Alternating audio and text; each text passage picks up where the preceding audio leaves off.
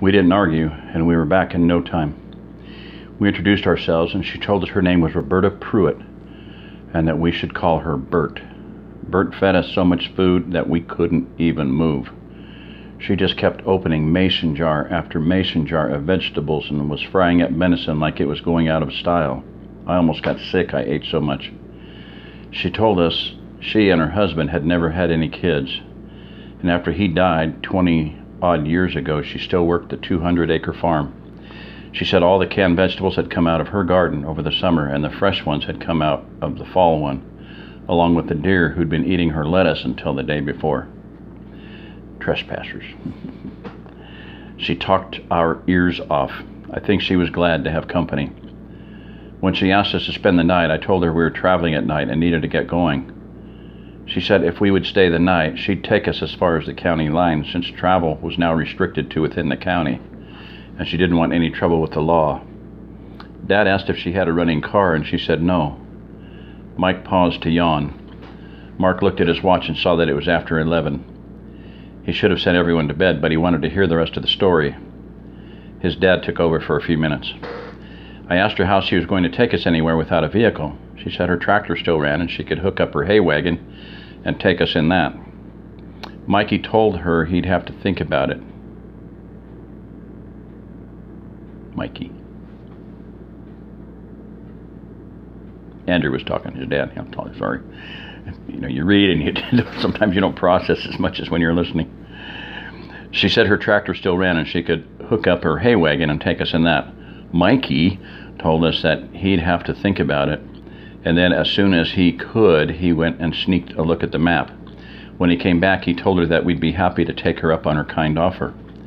After hiking and living in a tent for 3 weeks, it was sure nice to sleep in a bed. We all took baths and even washed our clothes. How did you do that? Did she have a generator to run the water pump and the washer? Andrew laughed. No, sweetheart. She had a well with a hand pump, and we pumped water into buckets and carried it inside for baths, and we washed the clothes in the tub too.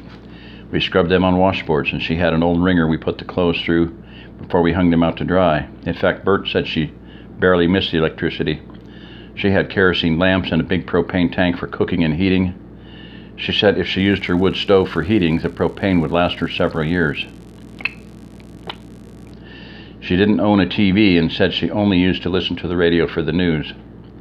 Jenna, Mike's 15-year-old, jumped in with a comment of her own. I used to hate it when Mom made me wash the clothes. After washing them by hand, I swear I'll never complain about doing them in a washing machine again. Everyone laughed, and Mark noticed Sam's head nodding vigorously in agreement. Mark thought about how soft their lives had really been before the burst. Mike took over the storytelling. We really slept well that night. I can't tell you how good it felt to be clean. Since there was no hurry to leave the next day, us men cut and split a bunch of oak firewood for Bert's wood-burning stove, and the women helped her with canning some of the vegetables out of her garden. Late in the afternoon, she hooked up an old wagon to her tractor, and we took off toward the county line. Now, a tractor doesn't go all that fast, but after walking for the better part of a month, 20 miles an hour seems like flying. She dropped us off at the Caldwell County line at Highway 20 in less than an hour.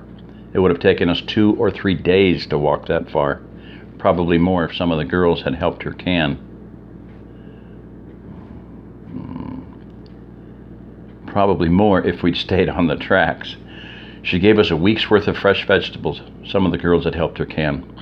And some deer jerky she'd made herself. That was the last good food we had until tonight. Mike picked up the mug of hot coffee that had been placed in front of him and took a sip. You don't appreciate the little things until you have to go without them, he said. It was quiet for a moment as he drank. Where was I? Oh, yeah.